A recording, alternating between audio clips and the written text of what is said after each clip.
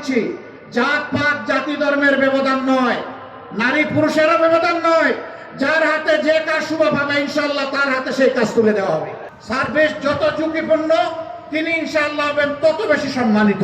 বাংলাদেশের যে এলাকা যতটা পিছিয়ে পড়েছে, বঞ্চিত হয়েছে, ইনশাআল্লাহ উন্নয়ন শুরু হবে ওখান থেকে। আপনাদের কাছে একটা ভোট চাই, প্রত্যেকের একটা ভোট চাই। সেই ভোটটা হবে ন্যায় এবং ইনসাফের পক্ষে। কোন ইনসাফ? যে ইনসাফ একজন সাধারণ গরিব মানুষের জন্য অপরাধ করলে যে বিচার হবে, রায় হবে, শাস্তি হবে। দেশের প্রেসিডেন্ট প্রধানমন্ত্রীও যদি অনুরূপ কোনো অপরাধ করেন ইনশাআল্লাহ তাদেরকে আমরা ছাড় দিয়ে কথা বলবো না, একই বিচারের আওতায় তাদেরকে আনা হবে ইনশাআল্লাহ। প্রিয় বাংলাদেশের 18 কোটি মানুষের সম্পদ চুরি করে বিদেশে যারা পাচার করেছে 28 লক্ষ কোটি টাকা, আল্লাহ তাআলা এই দেশ সেবার সুযোগ দিলে ওদের মুখের বিরুদ্ধে হাত ঢুকে পেটের ভিতর থেকে তা বের করে আনা হবে ইনশাআল্লাহ। তা জমা হবে রাষ্ট্রীয় কোষাগারে, ব্যয় হবে ইনসাফের ভিত্তিতে।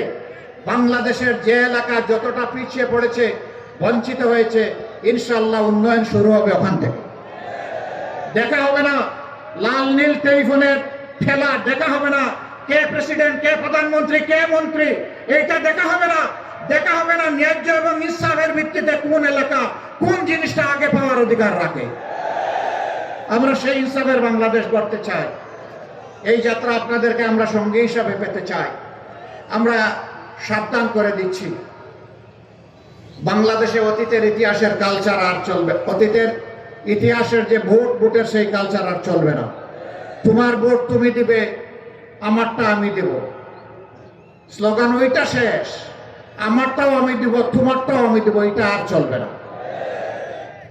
আগামীতে যদি কেউ ভোট চুরির চিন্তা করে অথবা কোনো ইঞ্জিনিয়ারিং এর চিন্তা করে, যত বড় শক্তি হোক আমরা ছেড়ে কথা বলবো না ইনশাআল্লাহ। এ ভোটের জন্য লড়ে যাব। 18 কোটি মানুষের 12 কোটি 50 লক্ষ ভোট, এটাকে নিশ্চিত করা হবে ইনশাআল্লাহ। অতএব এখন থেকে পাহারা শুরু। আর কোনো চোরকে আমরা ছেড়ে কথা বলবো না।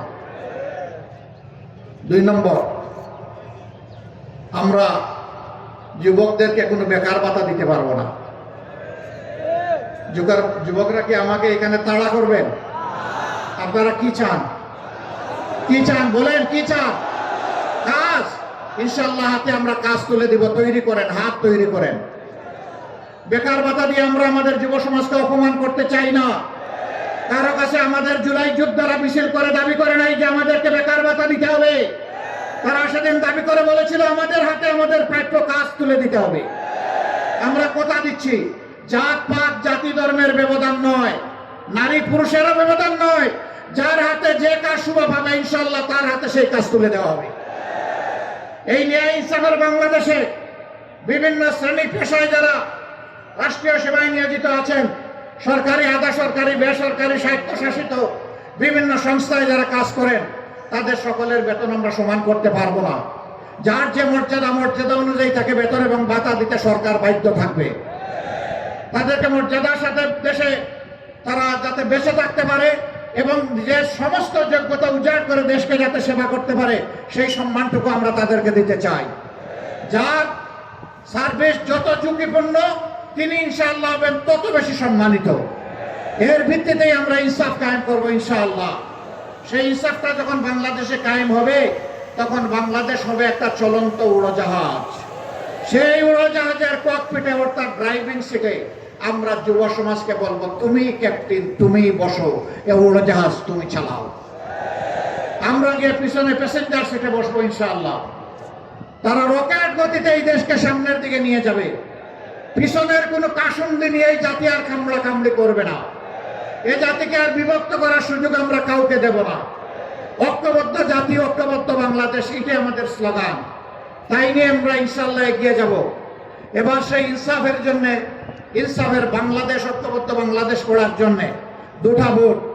একটা হচ্ছে গণভোট। গণভোটে কি বলবেন? কি বলবেন?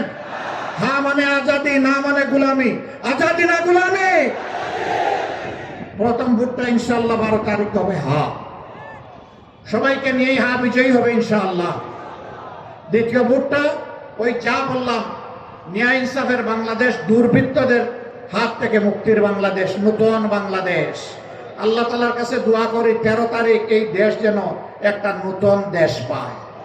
13 তারিখের ভোরের সূর্য যেন তার পিঠে করে মুক্তির পয়গাম নিয়ে আসে, যে এখানে আর গোলামি আর আধিপত্যবাদ চলবে না। পারিবারিক গোষ্ঠীগত রাজনীতি অচল, দলীয় সরকার অচল। আগামীতে হবে জনগণের সরকার ইনশাআল্লাহ। আমি আপনাদেরকে সাক্ষী রেখে বলে যাচ্ছি, আমি জামাতে ইসলামীর বিজয় চাই না, আমি চাই বাংলাদেশের 18 কোটি মানুষের বিজয়।